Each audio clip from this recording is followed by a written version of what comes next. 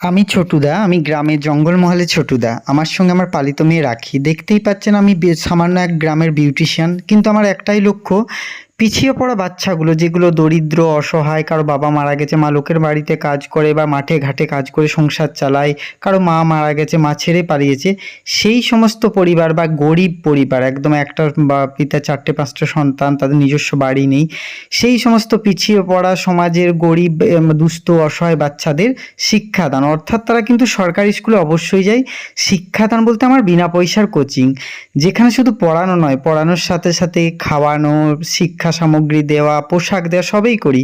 পড়ার মাঝে মাঝে চকলেটও দিই, যাতে তাদের পড়াটা পড়ার মতো না হয়, খেলতে খেলতে পড়া হয়, পড়ার আগ্রহ হয়। কারণ এই সমস্ত বাচ্চারা পড়ার প্রতি ইন্টারেস্ট খুব কম, সারাদিন ঘুরে বেড়াতো, খেলে বেড়াতো। তাদের আজ আমি 8 বছর পরিশ্রম করে যে পড়ামুখী করতে পেরেছি, অর্থাৎ পড়ায় আগ্রহ বাড়াতে পেরেছি, এটাই আমার সফলতা বা এটাই আমার চেষ্টা। এরপর সফলতা সেদিন হবে যেদিন এরা 5 জনের একজন হয়ে দাঁড়াবে। এবং এই সমস্ত গরিব খেটে খাওয়া বাচ্চাগুলোকে, খেটে খাওয়া পরিবারের বাচ্চাগুলোকে শিক্ষাদান করি বিনামূল্যে দুবেলা, 365 দিন, আজ 8 বছর। এবং প্রতিদিন শিক্ষাদান করি, তার সাথে সাথে এদের নাচ শেখানো হয় রবিবার এবং আঁকা শেখানো হয় রবিবার। এইভাবে চলছে আমার লোকের দয়ায় ভিক্ষায় আমার পরিবার। আমার নিজস্ব সেভিংস শেষ, তবু আমি হার মানিনি। লোক আমাকে নিয়ে হেসেছে।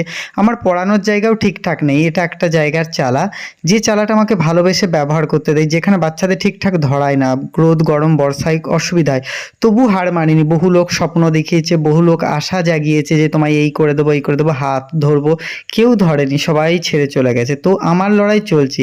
এবং পড়ার শেষে সবাইকে একটা মিষ্টি মুখ, অর্থাৎ প্রতিদিন সকালে এবং বিকালে একটা টিফিন, আর প্রতি রবিবার থাকে মাংস ভাত, তো মাংস ভাত, তবু তারা পড়ায় আগ্রহ বাড়াক।